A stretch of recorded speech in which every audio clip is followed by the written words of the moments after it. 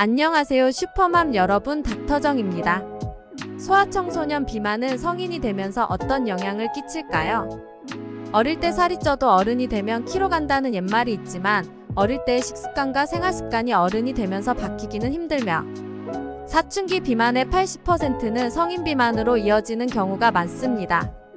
어릴 때 지방세포 수가 많아지고 크기도 커지면 어른이 되어서도 그 수는 그대로 유지되므로 어릴 때부터 건강관리가 필요합니다.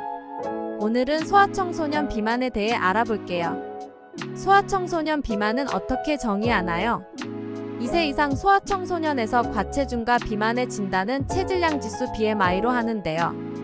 BMI는 체중과 신장으로 계산하며 소아청소년은 성장기이므로 신장에 따른 체중의 상대적인 기준을 적용합니다. 한국 소아청소년 성장도표상 90-500분위 이상을 비만이라고 하며 90-900분위 이상을 중증 비만이라고 정의합니다. 소아청소년 비만의 원인은 무엇일까요? 우선 1차성 비만과 2차성 비만으로 나뉘는데요. 1차성 비만으로는 과잉 칼로리 운동량 감소 유전적 원인이 그것입니다. 배달음식, 패스트푸드, 그리고 당이 많은 음료수, 사탕, 탕후루 등의 섭취로 칼로리가 과잉되는 것이 문제이며 많은 공부 학습량으로 줄어든 야외활동과 차량으로 이동하는 것도 그 원인이 됩니다. 게임이나 학습을 위해 많은 시간 전자기기 사용을 하는 것도 마찬가지입니다.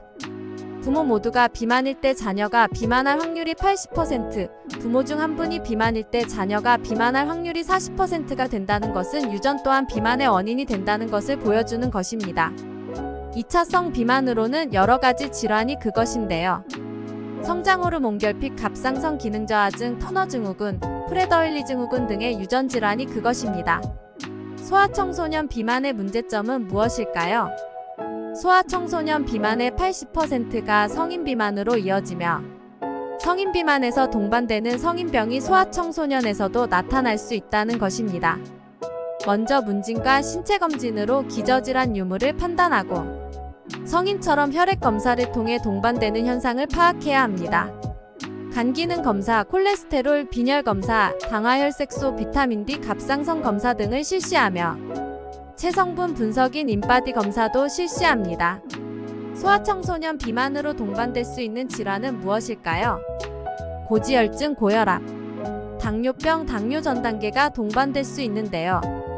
최근 당화혈색소 검사를 시행해보면 당뇨 전 단계인 청소년이 엄청 증가하였습니다. 성장부진과 성조숙증이 많이 동반되는데요. 실제로 과체중이나 비만인 소아에서 고연령과 호르몬 검사를 시행해보면 치료를 요하는 성조숙증이 많습니다. 코골이와 무호흡, 자존감 감소, 우울증도 동반될 수 있는데요. 과체중이나 비만으로 학교 생활에 어려움을 겪는 경우도 있습니다. 비만화의 극단적인 다이어트로 2차적인 문제가 생기는 경우도 있습니다. 피부 착색증, 일명 흑색가시세포증이 목과 겨드랑이, 팔꿈치 등의 검은 착색을 일으키며 허리 통증, 관절 이상 및 생리불순도 체중의 증가로 동반될 수 있습니다. 소아청소년 비만의 치료는 어떻게 하나요?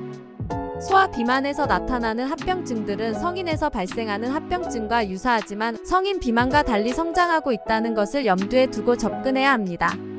성장과 발달을 잘 유지시키면서 성인병 발생을 예방하는 데 목표가 있습니다. 성인에서의 비만 치료는 체중 감량에 목적을 두지만 비만 아동에서는 체중의 감량이 아니라 체질량 지수의 감소를 목표로 하여야 하는데요. 체중의 변화가 없더라도 키가 커지면 상대적으로 날씬해져 비만이 해소되기 때문입니다. 체중을 감량하는 것이 목표가 아니라 유지하거나 증가를 더디게 하여 시간이 지남에 따라 BMI가 80-500분위수 아래로 이동하는 것을 목표로 해야 합니다. 치료에 있어 중요한 또 하나는 비만화의 경우 정신적으로 미성숙함으로 반드시 부모들이 적극적인 협력을 해야 한다는 것인데요.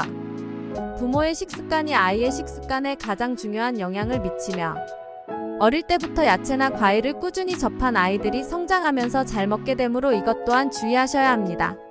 소아청소년 비만의 치료 방법은 크게 식습관 교정, 운동, 약물요법 이렇게 나뉘는데요. 성장에 지장을 초래하는 극단적인 저칼로리 요법을 시행하지 않고 여러 가지 식습관 교육과 관리를 합니다.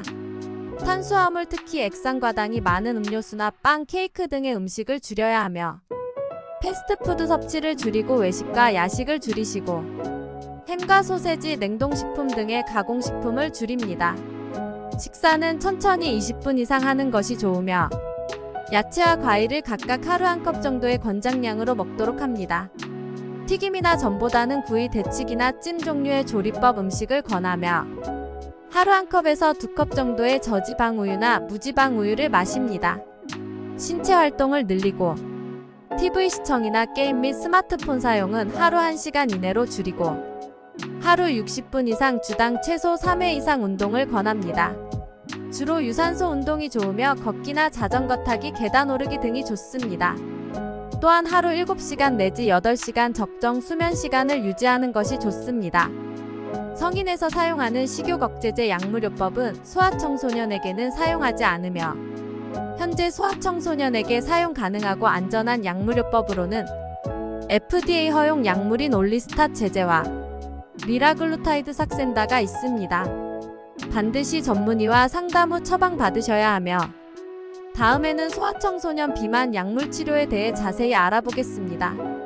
마지막으로 한 번 더 소아청소년 비만에 대해 강조한다면 소아청소년 비만의 80%가 성인 비만으로 이어진다는 것과 운동과 식습관 교정이 주된 치료 방법이라는 것을 꼭 기억하시기를 바랍니다.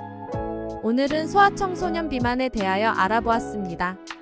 도움이 되셨다면 구독, 좋아요, 알림 설정 부탁드립니다.